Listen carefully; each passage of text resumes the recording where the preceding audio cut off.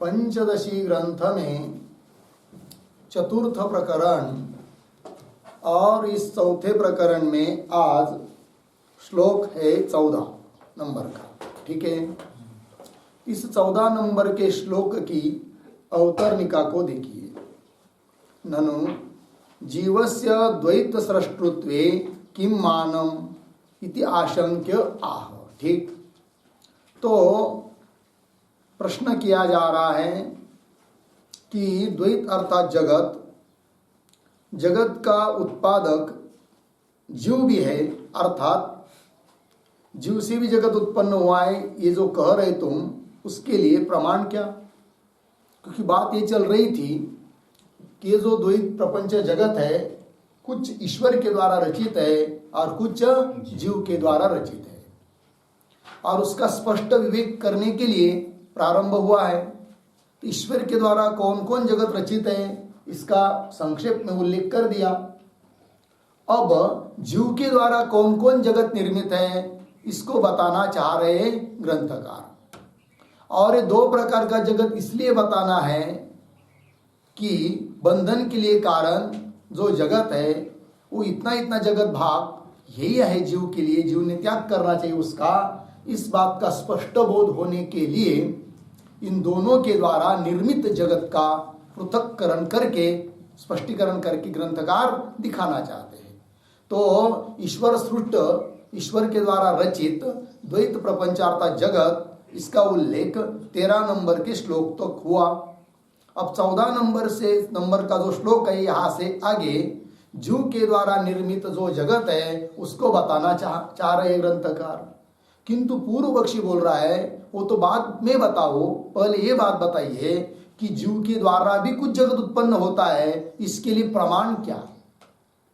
क्योंकि हम तो यही मानते हैं अभी तक कि समस्त प्रपंच ईश्वर द्वारा निर्मित है, और तुम कह रहे हैं कि कुछ प्रपंच जीव के द्वारा भी निर्मित है। तो जीव के द्वारा निर्मित है, कौन निर्मित है वो बाद में बताइए, पहले जीव के द्वारा भी कुछ प्रपंच निर्मित होता है, इसके लिए प्रमाण क्या है? तो प्रमाण पूछ रहा है पूर्व पक्षी। ननु जीवस्य द्वैत सृष्टुत्वे, है कि नहीं, द्वैत सृष्टुत्वे, द्वैत की उत्पत्ति में, है कि नहीं, जीव भी कारण है, इसके लिए किम मानम, क्या प्रमाणम, क्या प्रमाण है? इति आशंक्य आह। ऐसा इस प्रकार कोई शंका करता है तो उसका उत्तर दे रहे हैं। सप्तान्न ब्राह्मणे द्वैतम,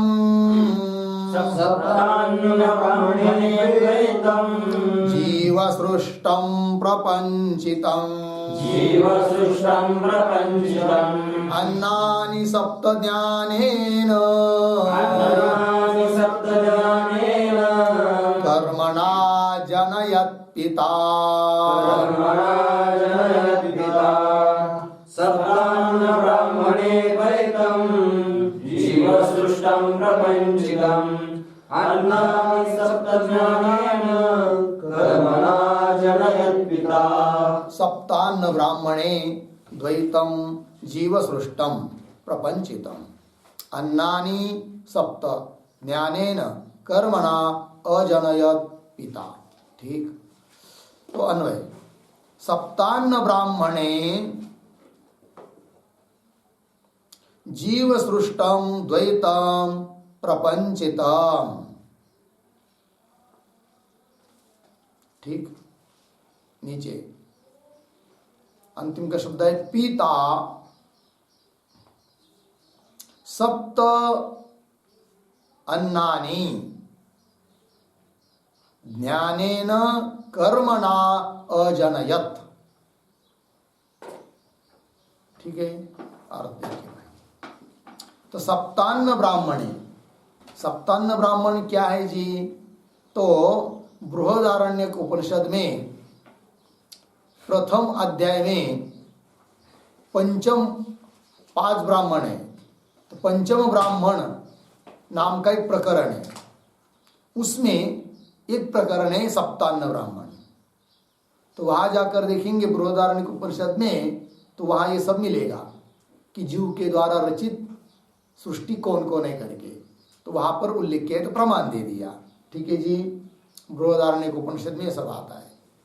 तो कह रहे हैं कि सप्तान्न ब्राह्मणे, बृहदारण्यक उपनिषद के प्रकरण में है कि नहीं, सप्तान्न ब्राह्मण में क्या कहा, जीव सृष्टम द्वैतम, जीव के द्वारा उत्पन्न सृष्ट रचित द्वैत अर्थात जगत, प्रपंचितम, प्रपंचितम विस्तरेण कथितम, विस्तार पूर्वक वहां पर बताया है, अर्थात प्रमाण दे दिया कि जीव के द्वारा भी रचित जगत होता है, इसके लिए क्या दिया, प्रमाण।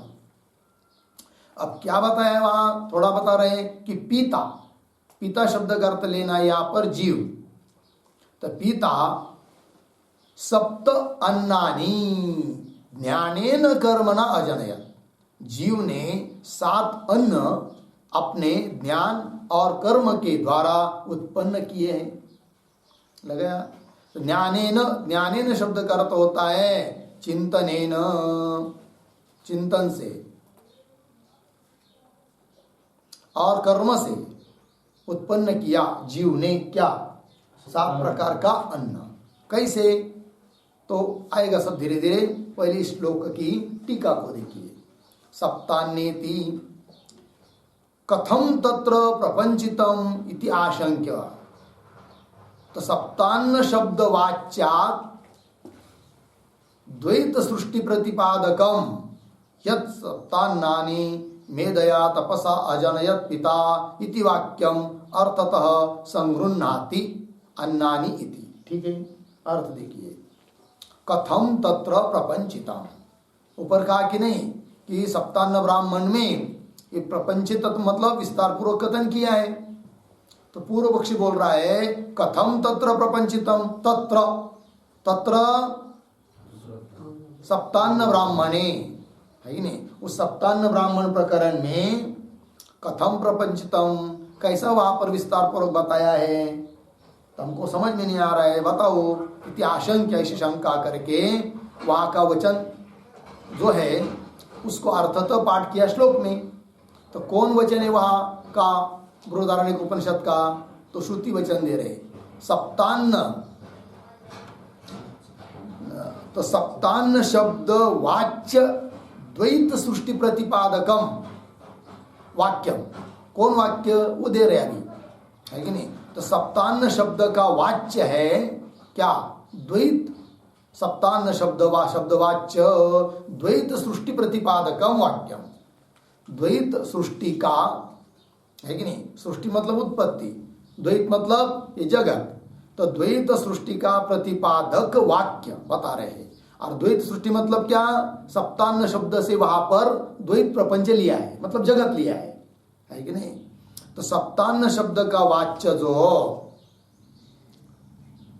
द्वैत सृष्टि प्रतिपादकम, ठीक है ना जी, तो द्वैत सृष्टि प्रतिपादकम, द्वैत शब्द से लेना है कार्य मात्र अर्थात जगत, ठीक है ना, जो कि सप्तान्न शब्द का अर्थ है, ठीक है ना, तो सप्तान्न शब्द का अर्थ जो द्वैत अर्थात कार्य मात्र, उस कार्य के उत्पत्ति का प्रतिपादक वाक्य जो बृहदारण्यक उपनिषद में आया है, वो कौन सा है मुख्य वाक्य, उसका उल्लेख टीकाकार कर रहे हैं, और उस वाक्य का अर्थतः पाठ इस 14वें श्लोक के उत्तरार्ध में ग्रंथकार ने किया है, इस वाक्य को कह रहे हैं।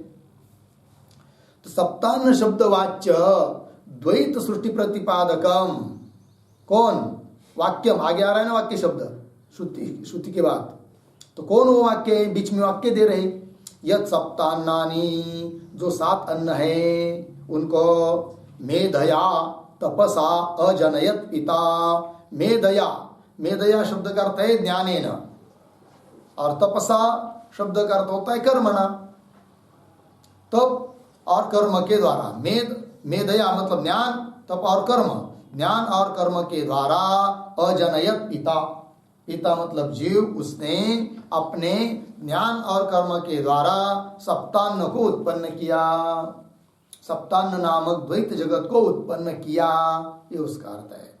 इति वाक्यम, है कि नहीं, वाक्यम सप्तान्न शब्द वाच्य द्वैत सृष्टि प्रतिपादकम वाक्यम अर्थतः संगृह्णाति, अर्थतः उसका संग्रह कर रहे कौन, ग्रंथकार, कौन पंक्ति से, अन्नानि सप्त ज्ञानेन इत्यादि 14वें श्लोक के उत्तरार्ध से, आगे चलिए।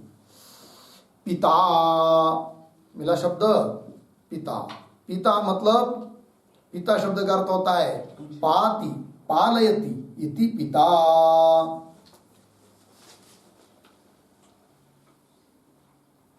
पाति पालयति इति पिता, जो पालन करता है उसको बोलते पिता। वो कौन है यहाँ पर? जीव। तो जीव ऐसा अर्थ कर रहे टीकाकार। देखिए पिता ये प्रतीक है, उसका अर्थ कर रहे स्वादृष्ट द्वारा जगत उत्पादनेन सर्वलोक पालकः जीवः इत्यर्थः। तो पिता शब्द का अर्थ होगा जीव। क्यों? वो पालन करता है सभी लोगों का। कैसे? स्वादृष्ट द्वारा, अपने अदृष्ट के द्वारा, जगत उत्पादनेन, जगत को उत्पन्न करके वह जीव सर्वलोक पालक, सभी लोक का क्या हो जाता है? पालक, पालन करने वाला हो जाता है। इसीलिए उस जीव को पिता शब्द से यहां पर कह दिया। हो गया ना जी? तो उस पिता अर्थात जीव ने सप्तान्न रूप द्वैत को, जगत को अपने ज्ञान और कर्म के द्वारा उत्पन्न किया। ये बात हुई। आगे देखिए, अब आगे के श्लोक की अवतरणिका। ननु अन्न सप्तक सर्जनम किमर्थम इति आशंक्य। मिला शब्द पंक्ति। हाँ, अन्न सप्तक मतलब 7 अन्न, सर्जन मतलब उत्पत्ति। 7 अन्नों की उत्पत्ति उन्होंने जो किया, आप लोग कह रहे हो, तो किमर्थम, क्यों उत्पत्ति किया उसकी? इति आशंक्य, ऐसी शंका करके आगे कह रहे तद विनियोग अपि। तो वहां पर सप्तान्न ब्राह्मण में, बृहदारण्यक उपनिषद में, तो सप्तान्न रूप जगत की उत्पत्ति तो जीव ने किया, ये बात बताई।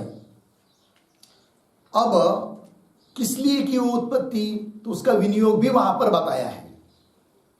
ठीक है ना? अब थोड़ी सी शंका आप लोगों के मन में चल रही होगी कि 7 अन्न कौन से? ये पहली बात। फिर उन 7 अन्नों को जीव ने उत्पन्न किया, ये कैसे? तो सबका आ रहा है यही पर धीरे धीरे। ठीक है, देखिए एक एक बात को। तो ननु अन्न सप्तक सर्जनम किमर्थम इति आशंक्य। तो तद विनियोग, विनियोग मतलब उपयोग, तद विनियोग अपि बताया है वहां पर सप्तान्न ब्राह्मण ने। कौन सा वो वाक्य है कि जिसमें विनियोग भी बताया है? वो वाक्यों को दे रहे यहां पर टीकाकार अवतरणिका में, 15वें श्लोक की अवतरणिका। एकम अस्य साधारणम अर्धविराम, द्वे देवान अभाजयत अर्धविराम, त्रीणि आत्मने अकुरुत अर्धविराम, पशुभ्यः एकम प्रायच्छत् इति वाक्येन उक्तः इत्यर्थः।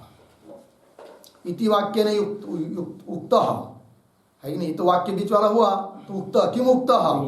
शाबाश। तद विनियोग अपि इति वाक्येन उक्तः। इस वाक्य के द्वारा उन 7 अन्नों का विनियोग भी बताया है।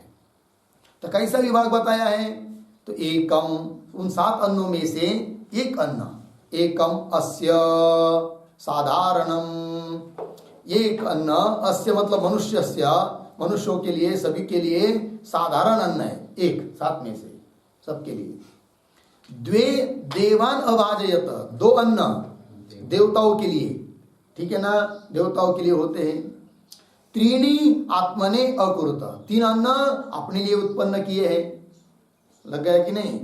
और पशुभ्यः एकम प्रायच्छत्, और पशु को एक दिया। तो कितने हुई? 7 हुई कि नहीं? 7। देखिए, एकम अपने लिए साधारण हुआ, एक साधारण हुआ, 2 देवताओं के लिए हुई है, तो 2 और 1 3। और त्रीणि आत्मने अकुरुत, अपने लिए 3 बार उत्पन्न किए, 3 अन्न, तो 3 और 3 6। और पशुभ्य एकम, पशु के लिए 1, तो कितने हुई? 7 हुए ना 7। चलिए, तो उनका विनियोग भी बताया है। इति वाक्येन उक्तः इति आह। तो उसी बात को कह रहे 15वें नंबर के श्लोक से। मर्त्यान्नमेकं देवान्ने, द्वे पश्वन्नं चतुर्थकम्, अन्यत्रितयमात्मार्थम् मन्नानां विनियोजनम् मर्त्यान्नमेकमेवान्ये द्वे पश्वन्नं चतुर्थकम् अन्यत्रितयमात्मार्थम् मन्नानां विनियोजनम् मर्त्यान्नम एकम देवान्ये द्वे पश्वन्नम चतुर्थकम अन्यत्रितयम आत्मार्थम अन्नानाम विनियोजनम। ठीक है जी। अन्वय एकम मर्त्यान्नम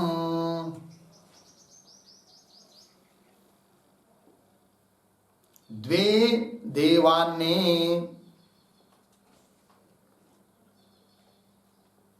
चतुर्थकम पश्वन्नम अन्यत्रितयम आत्मार्थम अन्नानाम विनियोजनम।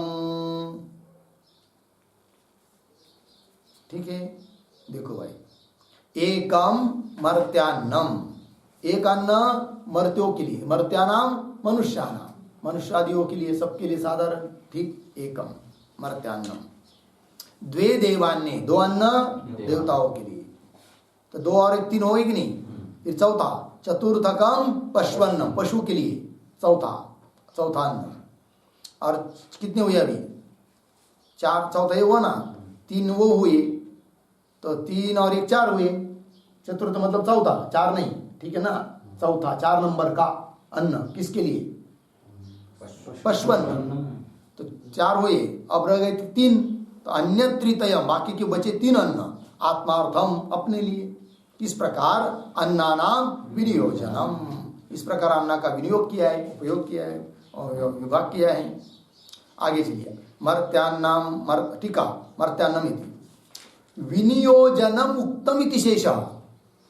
श्लोक में तो विनियोजन इतना करके छोड़ दिया है कि नहीं, तो वाक्य पूरा तो हुआ नहीं, फिर क्रियापद नहीं दिखाई दे रहा है, तो कह दिया टीकाकार ने विनियोजन उक्तम इति शेषः, उक्तम लगा देना, मतलब इस प्रकार का विनियोजन वहां पर बताया है, उपयोग बताया है। आगे चलिए, आगे के श्लोक की टीका।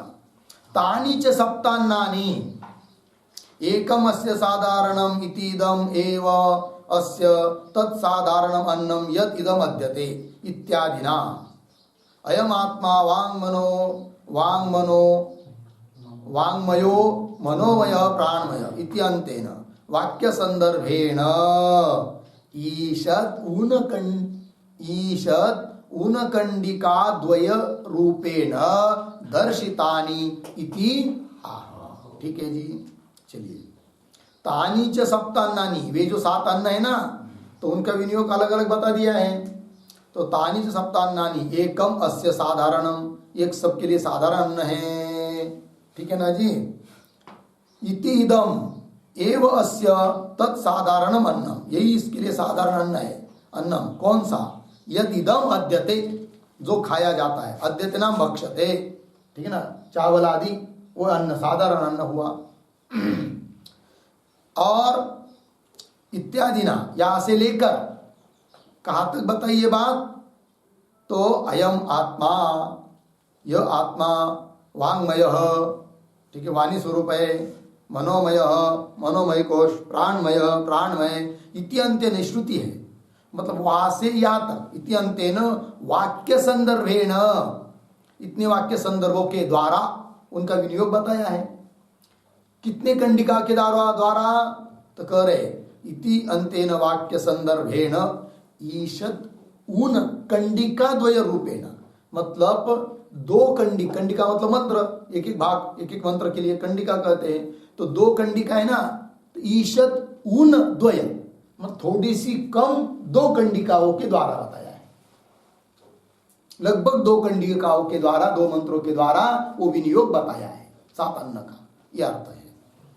इत्यंतेन वाक्य संदर्भेण ईषद उन, मतलब थोड़ा सा कम, कंडिका द्वय रूपेण दर्शितानि इति आह। मिला? तो श्लोक को पढ़ते हैं। व्रियादिकं दर्शपूर्ण आसौ क्षीरं तथा मनः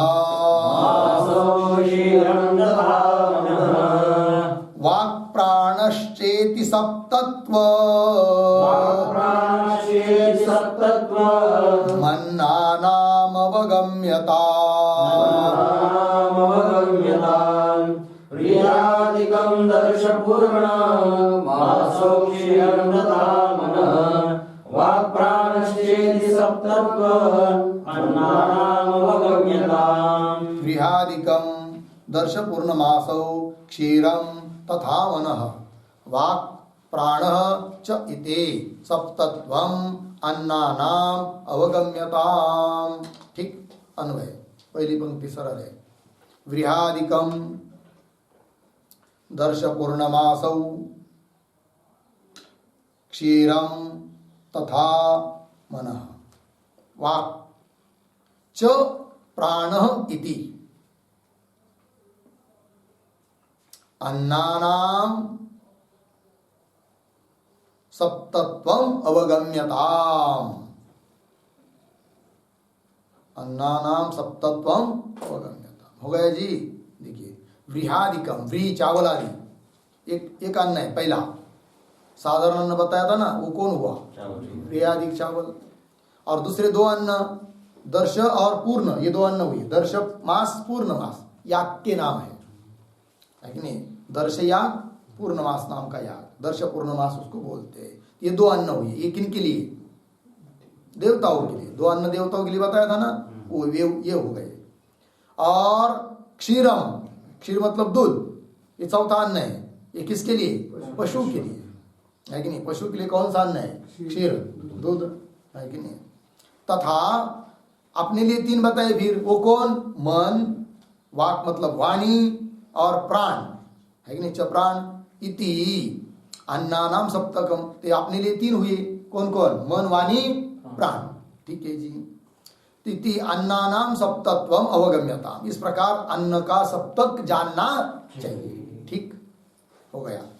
आगे के श्लोक क्या उतरने का? ननु उक्त सप्तान्नानाम जगदंत पातित्वेन ईश्वर निर्मितत्वात् जीव निर्मितत्व अभिधानम अयुक्तम इति आशंक्य। देखिए सबके मन में जो शंका थी ना, वो यहाँ पर आई। पूर्व पक्ष कितना दयालु है, वो जानता है कि सुनने वालों को, साधक को क्या क्या शंका हो सकती है। तो साधक पूछ नहीं पाते, तो स्वयं पूर्व पक्षी आकर पूछ लेता है शंका को। ठीक है, तो क्या शंका है?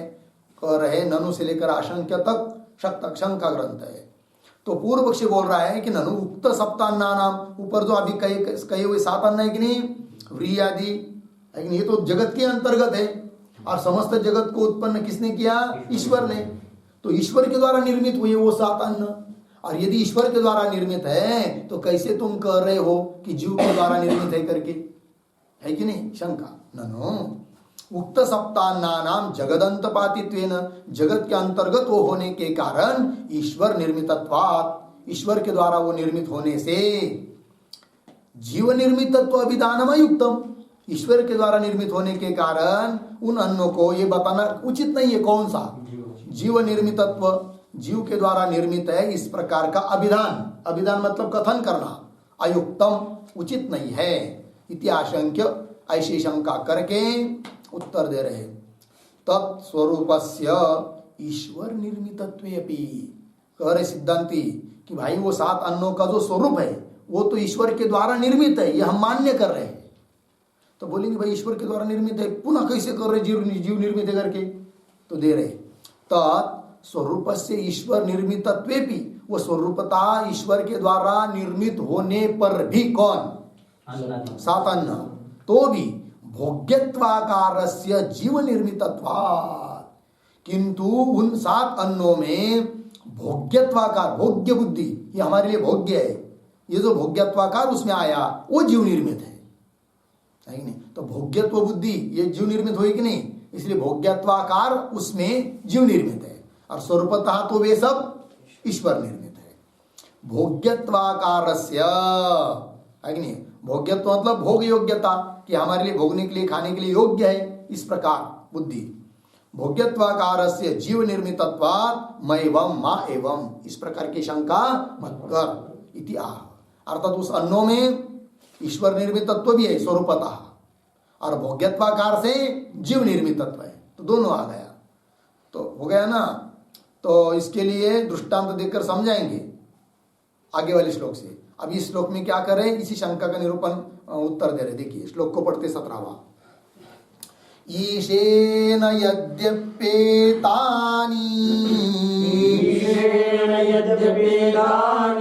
निर्मितानि स्वरूपतः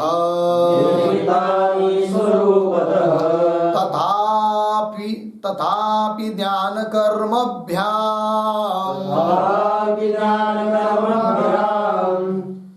जीवोकार्षित तदन्नता।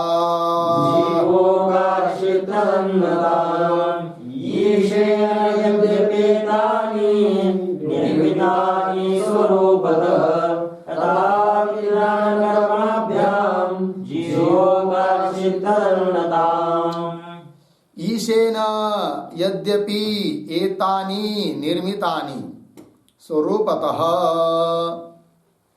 तथापि ज्ञानकर्मभ्याम जीवः अकार्षित तदन्नताम्। मिला अन्वय। यद्यपि एतानि स्वरूपतः ईशेन निर्मितानि,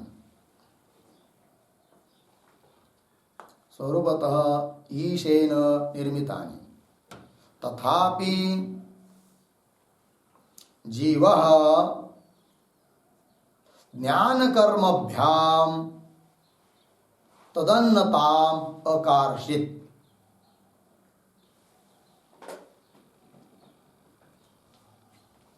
ठीक, अर्थ देखिए।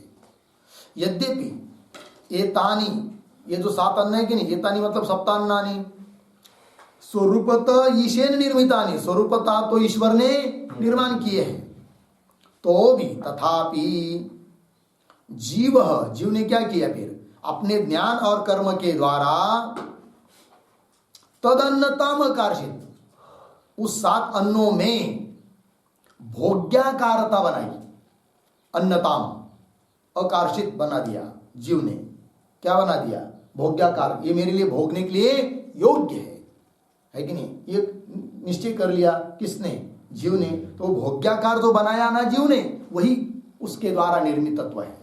ठीक है, चलिए टीका को देखिए। ईशेन इति ज्ञान कर्मभ्याम प्रतीक है, उसका अर्थ कर रहे हैं ज्ञानम विहितम प्रतिषिद्धम च। ज्ञान के 2 प्रकार है कि नहीं।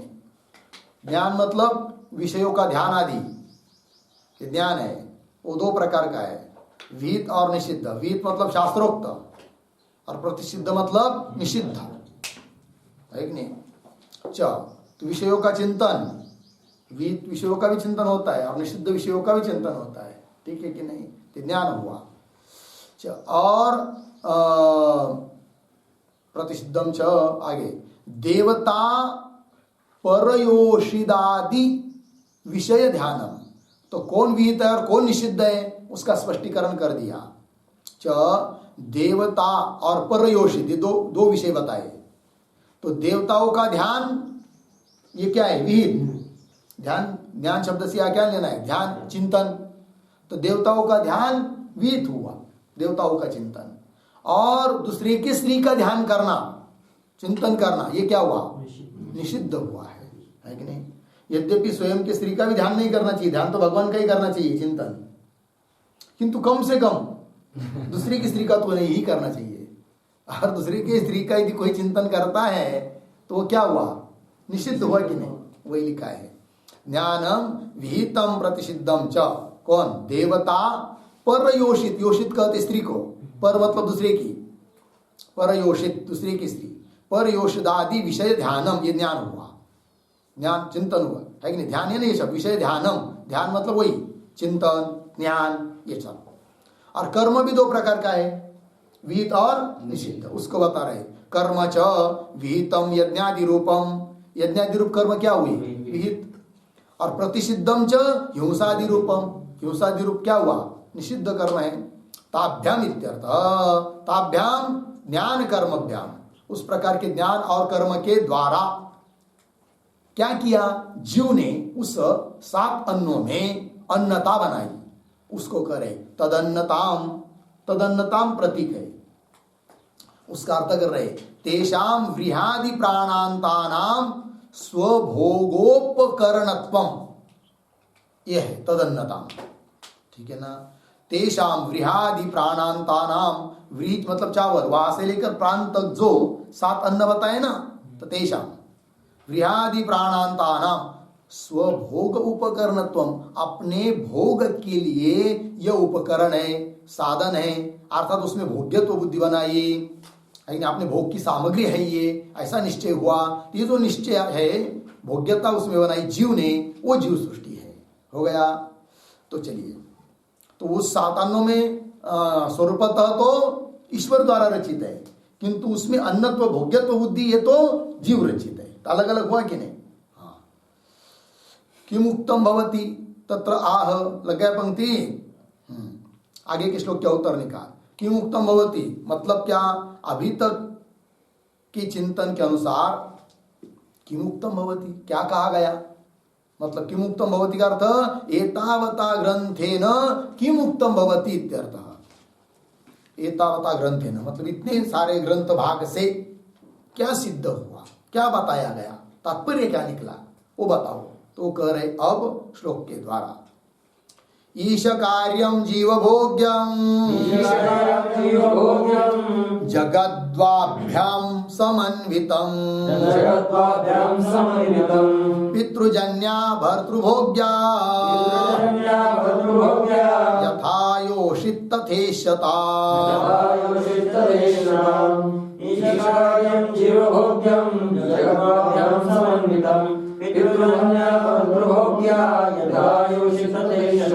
ईश कार्यम जीव भोग्यम जगत द्वाभ्याम समन्वितम पितृजन्या भर्तृभोग्या यथा योषित तथा इष्यता। ठीक, अन्वय पहली पंक्ति सरल है। ईश कार्यम जीव भोग्यम जगत द्वाभ्याम समन्वितम, नीचे यथा योषित पितृजन्या भर्तृभोग्या तथा इष्यता। ठीक है, अर्थ देखिए भाई। तो ये समस्त जगत कैसा है, ईश कार्यम, स्वरूपता भगवान ने, ईश्वर ने बनाया, निर्माण किया, ईश कार्यम, और जीव ने उसमें आपने क्या कर दिया, ज्ञान तप और ज्ञान ध्यान के द्वारा, कर्म के द्वारा भोग्यता बुद्धि बना दी है ना। उसके लिए चिंतन करना पड़ा जीव को कि मेरे लिए खाने के योग्य है या नहीं है कि नहीं। फिर जो खाने के योग्य लिए वही हम खाते, हम लोग जो खाने के लिए योग्य नहीं, पत्थर खा सकते हैं क्या, नहीं खा सकते है कि नहीं। ये शौगा का पेड़ लगा हुआ है आगे, तो गो मीठा हो तो खाते हैं और कड़वा हो तो नहीं खाते। इसको खाकर देखा होगा किसी ने, चिंतन किया ये खाने के योग्य है, ये योग्य नहीं है, ये खाने से ये फायदे होते हैं, फिर आयुर्वेद वो सब ग्रंथ लिखे गए आगे वाले। ठीक है ना। तो ये सब क्या हुआ, ध्यान और कर्म के द्वारा ही जीव ने क्या किया, उस अन्नों में पदार्थों में भोग्यत्व बुद्धि बनाई। तो जो भोग्यत्व बुद्धि है ना, वो तो जीव निर्मित है, और स्वरूपता सभी पदार्थ ईश्वर निर्मित है। उसको कह रहे ईश कार्यम जीव भोग्यम जगत द्वाभ्याम समन्वितम, दोनों के द्वारा समन्वित है, संबद्ध है। कौन, ये जगत है कि नहीं। ईश का कार्य, जीव का भोग्य, मतलब दृष्टांत बताइए, ऐसी कोई होता है क्या, एक ने बनाया और एक ने भोगा, तो होता है। बोले उदाहरण दे रहे हैं, कैसा उदाहरण दे रहे, यथा जिस प्रकार, योषित मतलब स्त्री कैसी होती है, पितृजन्या भर्तृभोग्या, बाप उसको क्या करता है, जन्म देता है, उत्पन्न करता है, और फिर बड़ी हो गई, शादी योग्य हो गई तो शादी करा देता है। तो उसका फिर जिसके साथ शादी करा दिया वो चल ले जाता है उसको, वो भरता हो गया उसका पति, वो उसको भोगता है। तो एक ने बनाया, एक ने भोगा, तो अलग अलग हुआ कि नहीं। उस प्रकार ये समस्त जगत ईश्वर ने बनाया और उसमें भोग्यत्व बुद्धि बनाई, किसने, जीव ने। वही यथा योषित पितृजन्या भर्तृभोग्या तथा ईश्यता, उस प्रकार से समझना चाहिए। टीका, ईश कार्यमिति जगत प्रतीक है, जगत का अर्थ कर रहे सप्तान्नत्वेन उत्तम व्रीहादि रूपम। जगत शब्द से क्या लेना है, सप्तान्न करके जो बताया हुआ व्रीहादि रूप, वो सब जगत लेना है, 7 अन्न। कैसे वो ईश कार्यत्वेन जीव भोग्यत्वेन च द्वाभ्याम संबद्धम इत्यर्थ। वो सप्तान्न रूप जगत दो से संबद्ध है, ईश का कार्य जीव का भोग्य, वही ईश कार्यत्वेन जीव भोग्यत्वेन च द्वाभ्याम संबद्धम इत्यर्थ। हो गया ना। तो जीव भोग्यत्वेन मतलब भोग साधनत्वेन, तो भोग का साधन रूप से जीव के द्वारा संबद्ध है वो। एकस्य उभय संबंधे दृष्टांतम आह, एक ही वस्तु में है कि नहीं, एक ही वस्तु का दोनों के साथ संबंध होता है, इनके लिए दृष्टांत क्या, तो दृष्टांत बताया है श्लोक के उत्तरार्ध से, पता है कि नहीं, योषित का, स्त्री का। आगे चलिए, आगे के श्लोक के उत्तरने का। ईश जीवयो जगत सर्जने किम साधनम इत्यत आह, मैंने कहा हो ईश्वर ने जगत को बनाया और जीव ने भी जगत को बनाया, भोक्तृत्व बुद्धि बनाई, तो उन दोनों को भी इस प्रकार से जगत को निर्माण करने में क्या साधन है कि नहीं, वो पूछ रहे हैं। ईश जीवयो जगत सर्जने, जगत की उत्पत्ति में किम साधनम इत्यतः आह, तो कह रहे माया वृत्त्यात्मको हीश, संकल्प साधनम जनौ, मनोवृत्त्यात्मको जीव, संकल्पो भोग साधनम।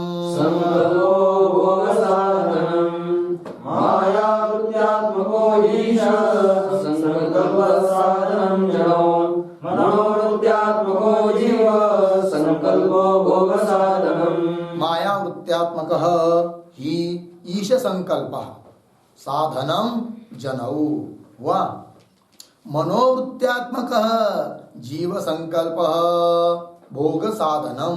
हो गया ना।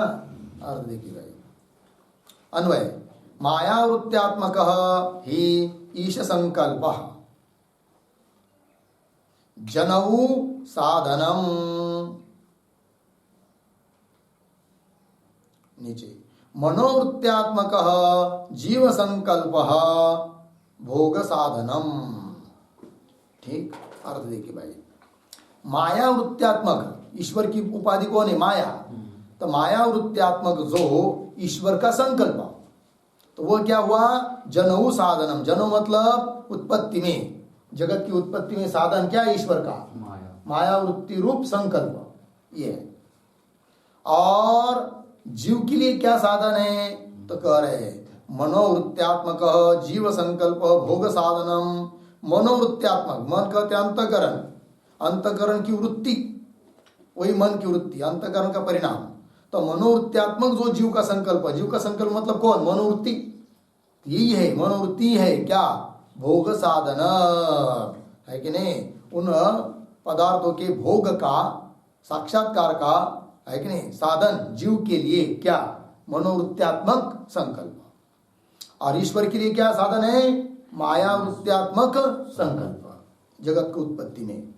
आगे आगे के श्लोक क्या उत्तर निका, ननो ईश सृष्ट वस्तु स्वरूपातिरिक्त भोग्यत्वाकार एव नास्ति, कह जीवेन सृज्यते इति आशंक्य आह। बहुत सुंदर शंका है, पूर्व पक्षी बोल रहा है ननो ईश सृष्ट वस्तु, ईश्वर के द्वारा सृष्ट मतलब रचित, निर्माण की हुई जो वस्तु है, सात अन्न लीजिए चाहे कोई भी वस्तु लीजिए, ठीक है ना। तो ईश सृष्ट, ईश्वर के द्वारा उत्पन्न जो वस्तु है, उस वस्तु का जो स्वरूप है, उस स्वरूप के अतिरिक्त उस वस्तु में और तो कोई भोग्यत्वाकार दिखाई नहीं देता है। कि तो आप कह रहे हैं कि उसमें भोग्यत्व है और वो जीव के द्वारा निर्मित है, किंतु ऐसा भोग्यत्वाकार तो दिखाई नहीं दे रहा है। केवल ईश्वर के द्वारा बनाया ये सब, घट पट गृह चावल आदि, यही तो दिखाई देता है। उसमें भोग्यत्व को क्या चीज है, वो तो कुछ हमको समझ में नहीं आ रही है। कि जिसको तुम कह रहे हैं कि जीव के द्वारा बनाया गया है भोग्यत्वाकार, वो कैसे, कौन बोल रहा है, पूर्व पक्ष। ननो ईश सृष्ट वस्तु, सृष्ट मतलब उत्पन्न रचित, ईश के द्वारा रचित वस्तु जो है पदार्थ, उनका जो स्वरूप उससे अतिरिक्त भोग्यत्वाकार एवं नास्ति, भोग्यत्वाकार कोई है ही नहीं है। कह जीवेन सृजते, तो कौन सा भाग जीव के द्वारा निर्मित किया जाता है जो तो हमको पता भी नहीं चल रहा है उसमें। इति आशंक्य आह, ऐसी शंका कोई करता है तो उत्तर दे रहे हैं ईश निर्मित मन्यादो वस्तुन्नेक विधे स्थिते भोक्तृधि वृत्ति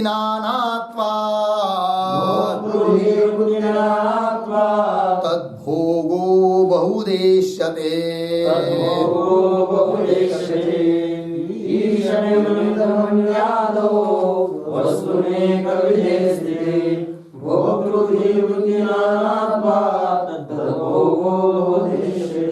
ईश निर्मित मन्यादौ वस्तुनि एक विधे स्थिते भोक्तृधि नानात्वात् तद्भोगः बहुधा इष्यते। ठीक अन्वय, ईश निर्मित मन्यादौ एक विधे वस्तुनि स्थिते, एक विधे वस्तुनि स्थिते भोक्तृधि वृत्ति नानात्वात् तद्भोगः बहुधा इष्यते।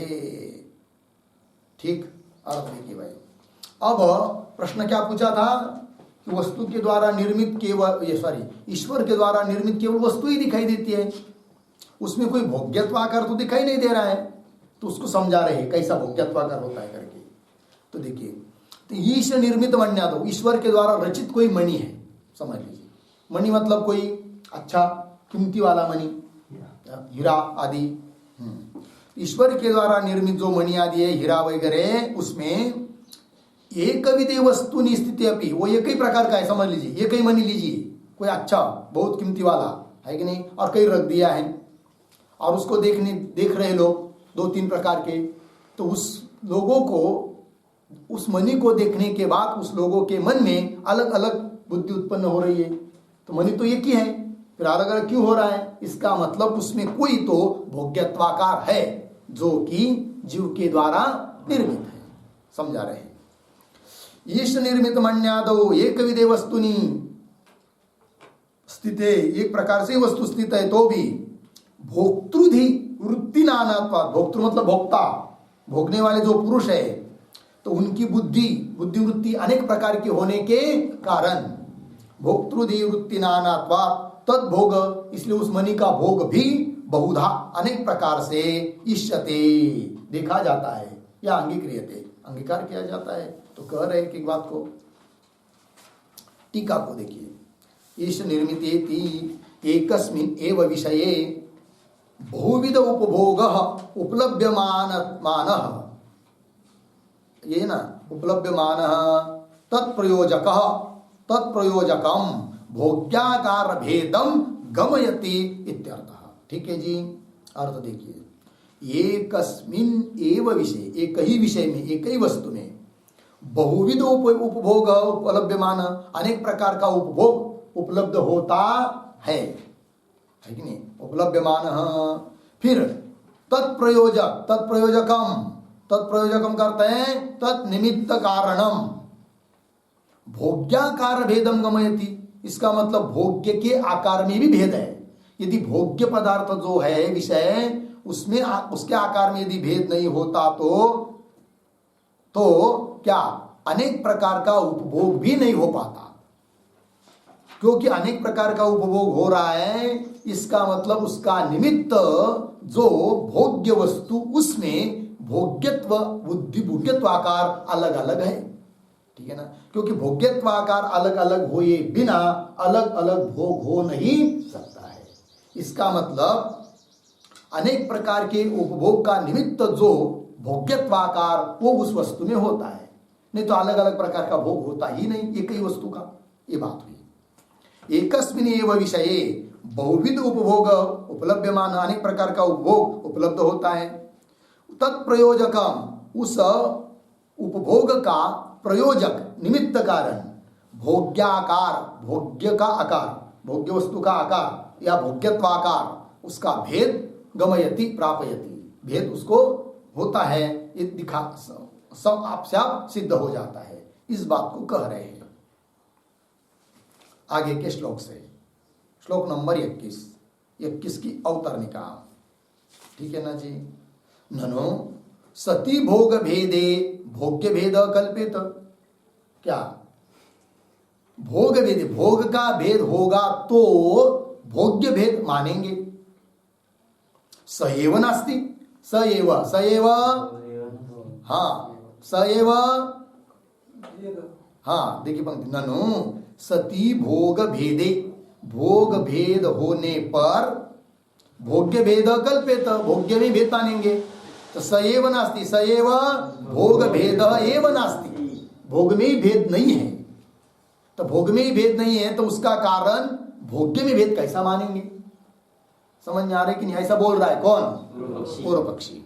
सएव नास्ति त्याशंक्य दृश्यमानत्वात्मैवम्। तो वो सिद्धांति कह रहे ऐसी शंका मत करो, क्योंकि दिखाई देता है। दृश्यमानत्वात् मतलब प्रत्यक्ष दिखाई देता है।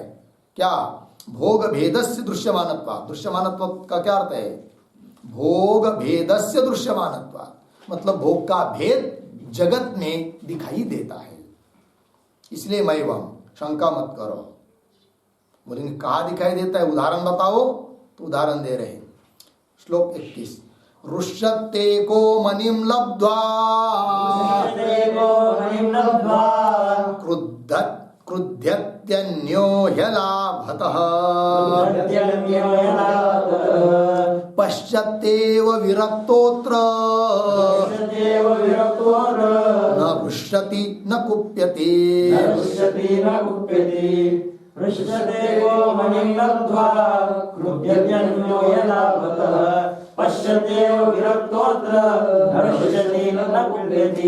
रुष्यति एकः मणिं लब्धः, क्रुध्यति अन्यः हि अलाभतः, पश्यति एव विरक्तः अत्र न रुष्यति न कुप्यति। अन्वय, एकः मणिं लब्ध्वा रुष्यति,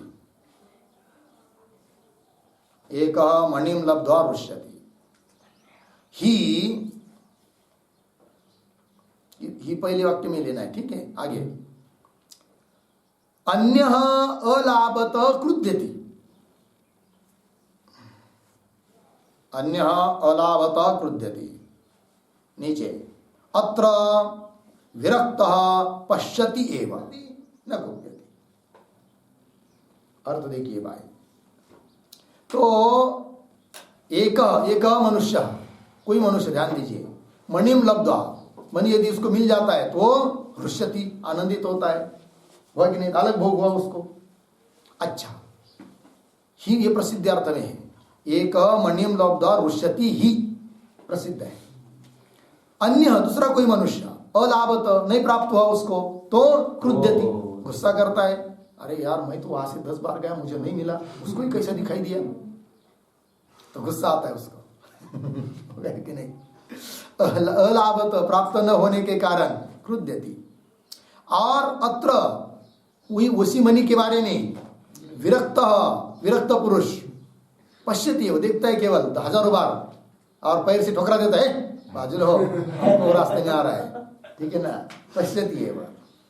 तो अत्र विरक्त पश्यति एव न रुष्यति न कुप्यति। तो 3 प्रकार का भोग हुआ कि नहीं? एक हर्षित हुआ, एक क्रोधित हुआ और एक दोनों से अतिरिक्त रहा, ठीक है ना? इसका मतलब भोग का क्या हो रहा है? भेद। और भोग का भेद है तो जरूर भोग्य में भेद है, यह अर्थ। टीका को देखिए, रुष्यति एक प्रतीक है। एक शब्द का अर्थ कर रहे हैं मणि अर्थी, मन्यर्थी, मणि को चाहने वाला, मन्यर्थी। तम लब्ध्वा रुष्यति, तम मणिम लब्ध्वा, प्राप्त करके, रुष्यति, आनंदित होता है। अन्य तथाविदः, दूसरा कोई मनुष्य, किंतु तथाविद मन्यर्थी, वो भी मणि को चाहता था, दूसरा कोई मनुष्य। अन्य तथाविदः तद अलावात, तद मणि अलावात क्रुध्यति, क्रोधित हो जाता है। अत्र प्रतीक है। अत्र का अर्थ कर रहे हैं मनो विषय, उसी मणि के बारे में। विरक्त तो तम मणिम पश्यति एव, उस मणि को केवल देखता है। लाभ अलाभ निमित्त हर्ष शोक न प्राप्नोति इत्यर्थ। लाभ हुआ तो हर्षित नहीं होता है, अलाभ हुआ तो क्रोधित नहीं होता है, न प्राप्नोति एव। हो गया जी, बस भोग का भेद दिखाया, उससे भोग्य में विभेद सिद्ध हो जाता है। इस बात को कहेंगे बाद में, ठीक। ओम पूर्णमदः पूर्णमिदं पूर्णात् पूर्णमुदच्यते पूर्णस्य पूर्णमादाय पूर्णमेवावशिष्यते। ओम शांति शांति शांति।